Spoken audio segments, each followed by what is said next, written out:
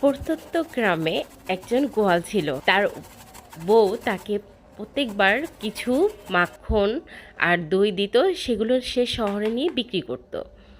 একবার বরাবরের মতো তার বউ কিছু মাখন তৈরি করে দেয় 12 কেজি। তো 12 কেজি মাখন নিয়ে সে বরাবরের মতো গাড়িতে উঠে শহরে চলে যায় এবং আগে থেকে ঠিক করার যে দোকানগুলোতে সে দেয় সেই দোকানে চলে যায়, গিয়ে সেই মাখনগুলো দেয় এবং কিছু তার ঘরের ব্যবহারের সামগ্রী নিয়ে আসে, যেমন খাবারের চাল, ডাল, তেল, চিনি, এগুলো নিয়ে বাড়ি চলে যায়। তো হঠাৎ করে দোকানের মালিকটার মনে হলো যে আচ্ছা, ও যে প্রত্যেকবার আমাকে মাখন দেয়, আমি তো কখনো মেপে দেখি না 1 কেজি করে আছে কিনা, একটা মেপে দেখি। তো পরে একটা একটা করে মেপে, প্রত্যেকগুলো মেপে দেখে যে না, সেখানে 100 গ্রাম করে কম আছে, মানে 1 কেজি থেকে 100 গ্রাম কম হলে 900 গ্রাম করে আছে। তো সে খুবই রেগে যায় এবং অপেক্ষা করতে থাকে কবে সেই গোয়াল আসবে আর তাকে ধরবে।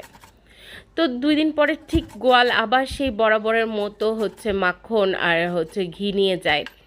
যাওয়ার পরে ওই লোকটাকে ধরে, চিটার বাটপার, তুই প্রত্যেকবার আমাকে ঠকাস, তুই আমাকে 9 কেজি 900 গ্রাম দিয়ে যাস 1 কেজি বলে।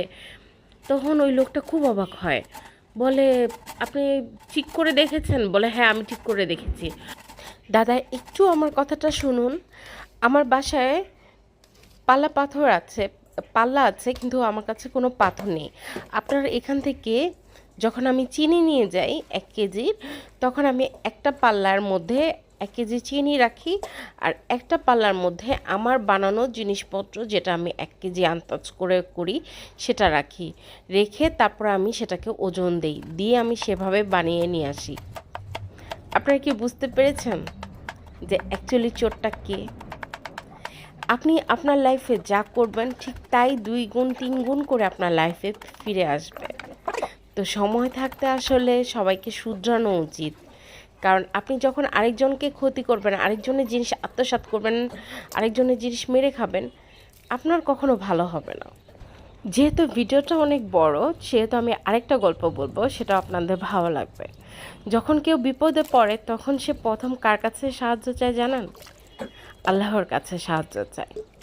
সেই আল্লাহ সেই মানুষটার নাম মনে করিয়ে দেয়, যার কাছ থেকে সে হয়তো উপকার পেতে পারে, বা সেই সকল মানুষদেরকেও সে নামগুলো মনে করিয়ে দেয় যাদের আসল রূপটা জানা তার প্রয়োজন। আপনি যখন বিপদে পড়বেন, দেখবেন যে আপনি অনেকগুলো মানুষের কাছ থেকে কিন্তু ধার চাবেন, যদি আপনার টাকার প্রয়োজন হয়, হেল্প চাবেন। সেখানে কিছু মানুষ আছে যে যারা